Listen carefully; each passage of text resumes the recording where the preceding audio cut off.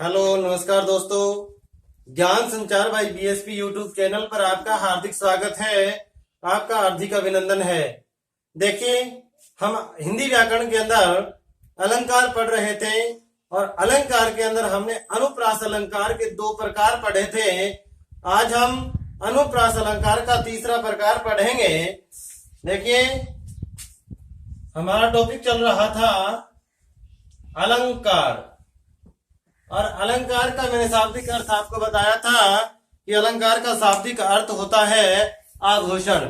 और हमने अलंकार में 2 प्रकार पढ़े थे। अलंकार के हमने 2 प्रकार पढ़े थे। पहला हमने पढ़ा था शब्द अलंकार। क्या होता है शब्द अलंकार? यानी काव्य के अंदर जब शब्दों के द्वारा चमत्कार उत्पन्न होता है उसे हम शब्द अलंकार कहते हैं। और दूसरा हमने पढ़ा था अर्थ अलंकार। अर्थ अलंकार यानी कि जब काव्य के अंदर अर्थ के द्वारा चमत्कार उत्पन्न होता है उसे हम अर्थ अलंकार कहते हैं। और हमने ये भी पढ़ा था कि शब्द अलंकार बाहरी सुंदरता होती है और अर्थ अलंकार आंतरिक सुंदरता होती है। और शब्द अलंकार के हमने 4-5 प्रकार पढ़े थे। और आज हम शब्द अलंकार का एक प्रकार शुरू कर चुके थे। अनुप्रास और अनुप्रास के 2 प्रकार हम पढ़े थे। तीसरा आज हम शुरू करेंगे। तीसरा है लाटानुप्रास। लाटानुप्रास अलंकार।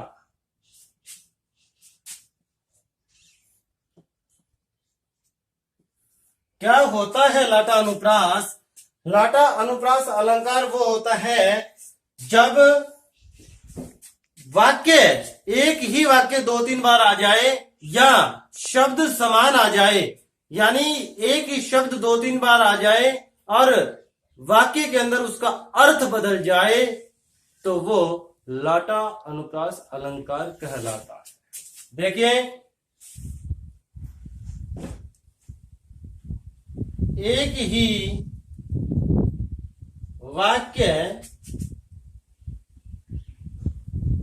कई बार आ जाए, कई बार आ जाए। मैं इसकी 2 परिभाषा आपको लिखवाऊंगा, जो आपको अच्छे लगे वो आप कर लेना। तथा वाक्य का अन्वय करने पर उसका अर्थ बदल जाए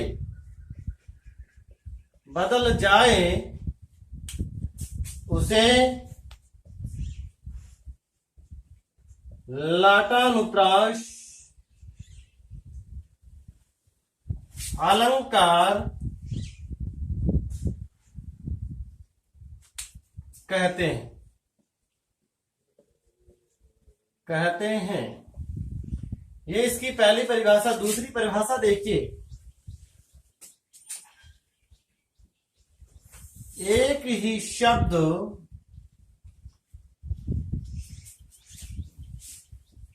दो या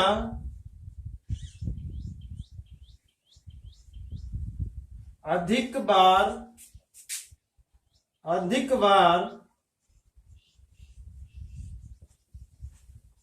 वाक्य में प्रयुक्त हो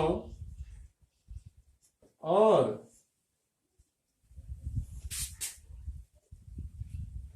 वाक्य का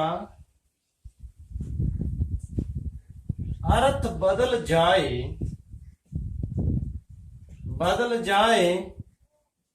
तो उसे लाटानुप्रास अलंकार कहते हैं। अलंकार कहते हैं। उदाहरण देखें, पूत सपूत क्यों धन संचय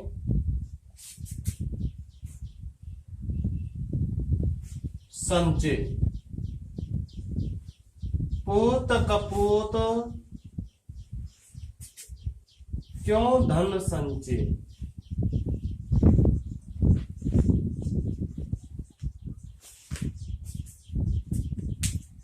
देखिए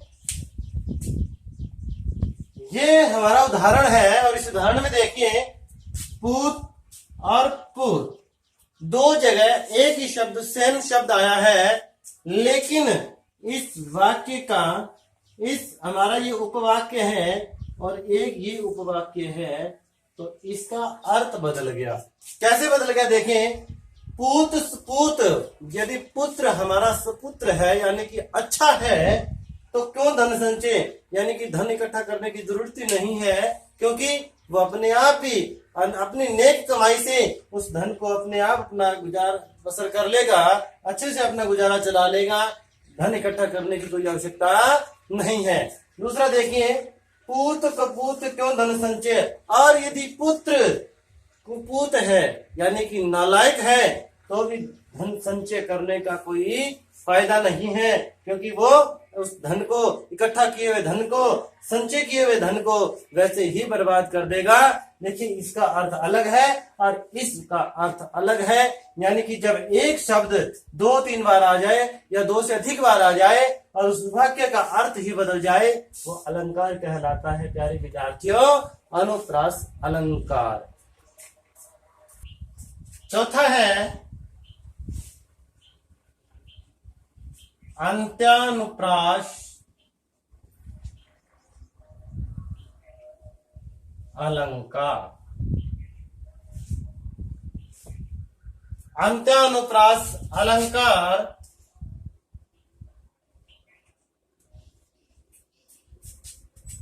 वाक्य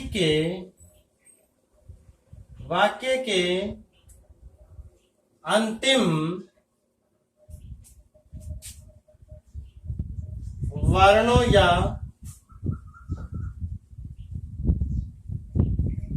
अक्षरों की समानता हो तो वहां अंत्यानुप्रास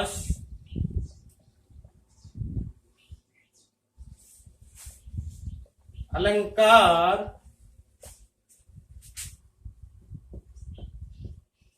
होता है। वाक्य के अंतिम वर्णों या अक्षरों की समानता हो तो वहां अंत्यानुप्रास अलंकार होता है। आपने एक भजन भी सुना होगा, कि कभी राम बन के कभी श्याम बन के। देखिए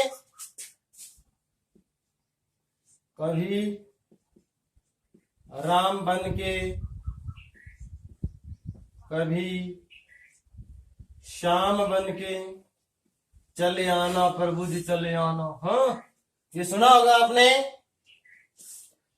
आपने जय हनुमान ज्ञान गुण सागर, ये भी सुना होगा, जय हनुमान ज्ञान गुण सागर।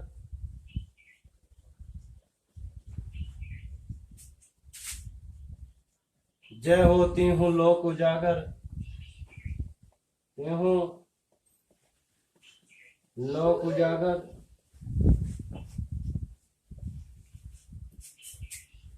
देखिए यहां समझने वाली बात क्या है, ये कहता है वाक्य के अंतिम वर्णों या अक्षरों की समानता हो तो वहां अंत्यानुप्रास अलंकार होता है। देखिए मैं बन के समानता आ रही है। इधर देखिए सागर उजागर यानी कि गर गर। अंतिम वर्णों या अक्षरों की समानता होने पर कौन सा अलंकार होता है? अंत्यानुप्रास अलंकार होता है। पांचवा देखिए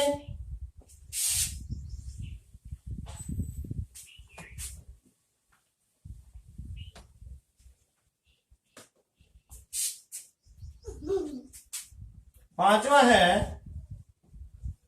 श्रुत्यानुप्रास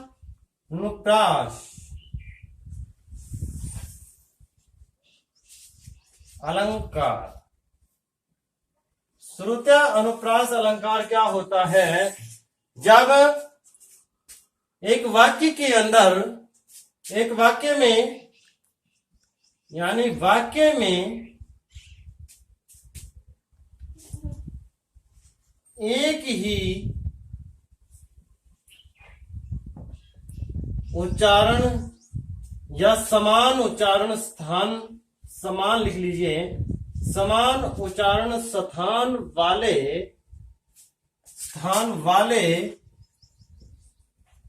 वर्ण आए या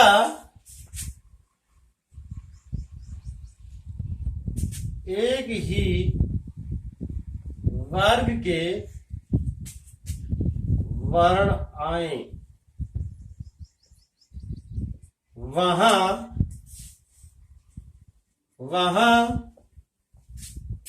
श्रुत्यानुप्रास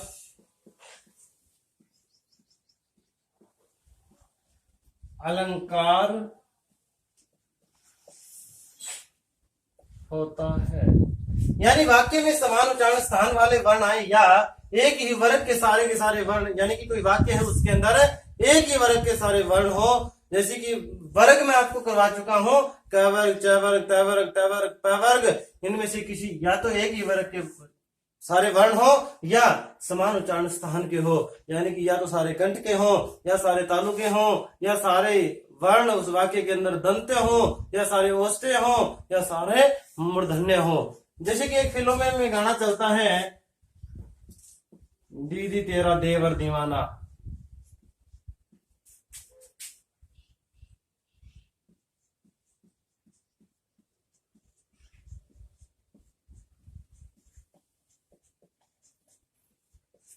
यहां देखिए सारे के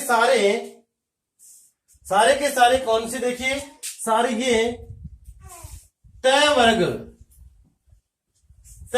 के उच्चारण स्थान है, सारे तय वर्ग के सारे हैं। तो ये देखिए द त ये सारे के सारे कौन से हैं? एक ही वर्ग के हैं, एक ही उच्चारण स्थान के हैं। ये था हमारा श्रुत्यानुप्रास और ये हमारा कंप्लीट हुआ अनुप्रास अलंकार। और अनुप्रास अलंकार के अंदर हमने पढ़े हैं 5 प्रकार। छेका अनुप्रास अलंकार, श्रुत्यानुप्रास, अंत्यानुप्रास, अनुप्रास अलंकार और लाटा अनुप्रास अलंकार। ये थे हमारे हिंदी व्याकरण के अलंकार और अलंकार के अंदर अनुप्रास और अनुप्रास अलंकार के 5 प्रकार पढ़े हमने। आज हम शब्द अलंकार के कुछ और प्रकार पढ़ेंगे। देखिए शब्द अलंकार के और कौन कौन से प्रकार होते हैं। एक आता है हमारा, पहला हमने पढ़ा अनुप्रास। कौन सा पढ़ा? अनुप्रास। दूसरा हम पढ़ेंगे यमक अलंकार। यमक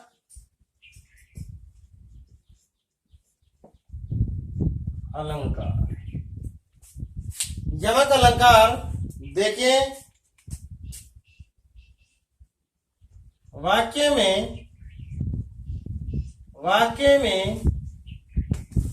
एक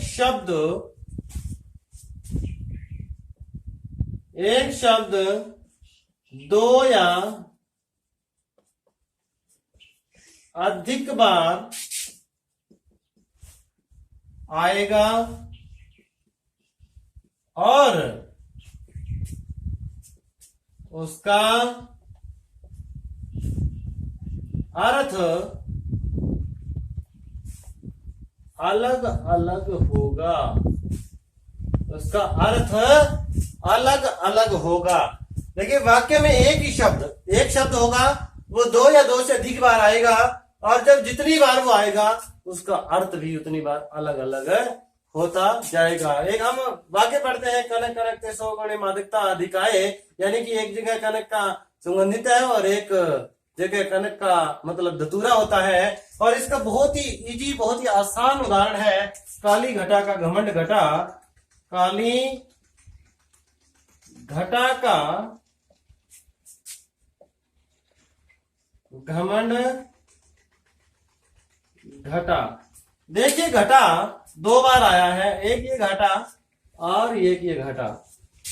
काली घटा, काली घटा यानी कि घटा का क्या मतलब होता है? काले बादलों का जब एक साथ झुंड इकट्ठा होकर के आता है उसको घटा कहते हैं।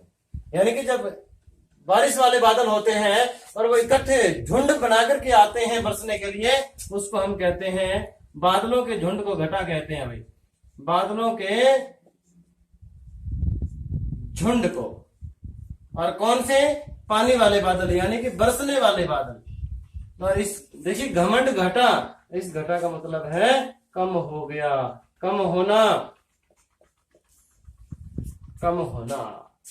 यानी इस वाक्य के अंदर ये एक शब्द घटा दो बार आया और दोनों ही जगह इसका अर्थ क्या है? अलग अलग है। और इस जब एक वाक्य में दो या दो से एक शब्द दो या दो से अधिक बार रिपीट हो जाए और उसका अर्थ अलग अलग हो, वो अलंकार कहलाता है यमक अलंकार। तीसरा हम पढ़ेंगे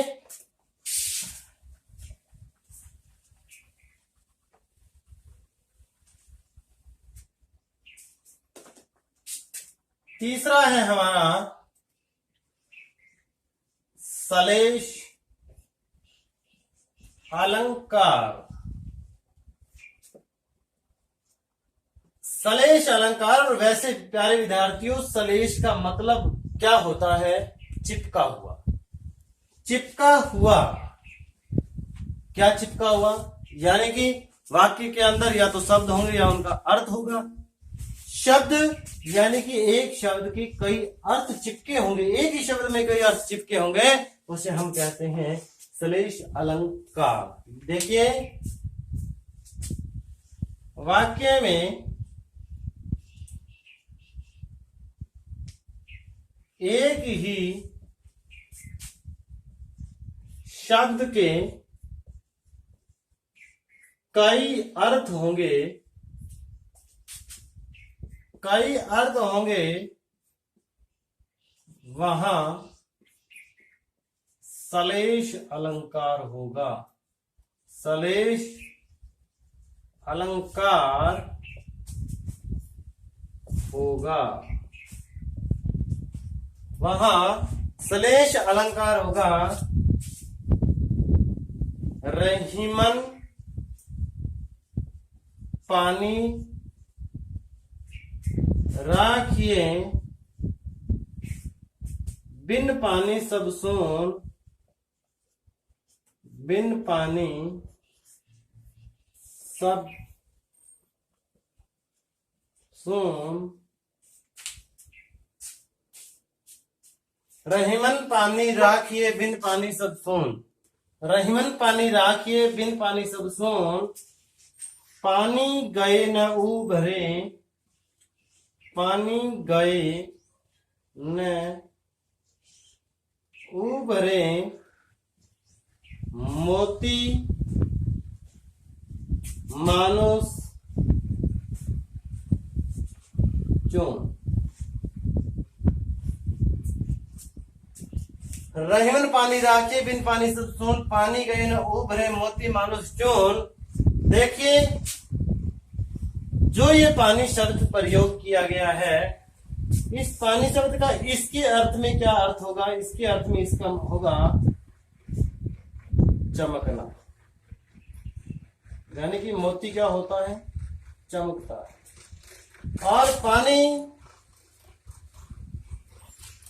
मानुष यानी कि मनुष्य के अर्थ में क्या होगा? कोई काम करते हैं, कई बार हम बोल देते हैं ना, इसने सब कुछ पानी फेर दिया, यानी कि प्रतिष्ठा को क्या किया? उसने ठेस पहुंचाई है, सारा काम नष्ट भ्रष्ट कर दिया है। यानी कि जो हमारी प्रतिष्ठा थी उसको हमने ठेस पहुंचाई है। यानी मनुष्य के अर्थ में पानी का क्या आता आएगा? प्रतिष्ठा, प्रतिष्ठा। और यह चून, चून का मतलब होता है आटा, आटा। और इसके अर्थ में इसका क्या अर्थ है? पानी यानी कि जल, यानी कि जल के बिना हम चून से रोटी, यानी कि जल और चून के द्वारा ही हमें रोटी बनाना संभव हो पाता, अदरवाइज नहीं। ये था हमारा सलेश अलंकार, यानी कि वाक्य में एक शब्द के कई अर्थ होंगे, वहां सलेश अलंकार होगा। या पानी के हर कंडीशन में अलग अलग अर्थ है, यानी कि मोती में चमकना, मानुष में प्रतिष्ठा और चून में जल। और ये बहुत ही हमारे बहुत ही महत्वपूर्ण और बहुत ही प्रतिष्ठित दुआ है। क्या?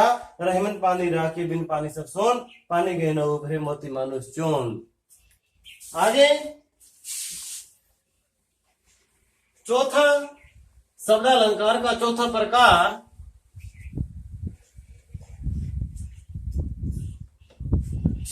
ये आता है हमारा चौथा प्रकार वक्रोक्ति। वक्रोक्ति अलंकार। वक्रोक्ति अलंकार, देखिए इसको जब हम अलग अलग करेंगे ना तो ये क्या बनेगा, ये एक तो बनेगा वक्र, एक बनेगा प्लस में उक्ति। और उक्ति का मतलब होता है कहना, कहना या कथन। और वक्र का मतलब होता है टेढ़ा मेढ़ा, टेढ़ा, यानी कि वक्र का मतलब टेढ़ा, उक्ति का मतलब कहना, यानी कि टेढ़ा मेढ़ा कहना। अब देखिए वाक्य में शब्दों का अर्थ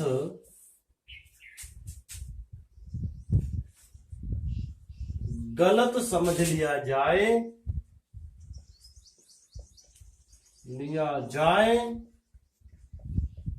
यानी वाक्य में किसी के द्वारा उसके अर्थ को गलत समझ लिया जाए, वहां वक्रोक्ति अलंकार होता है,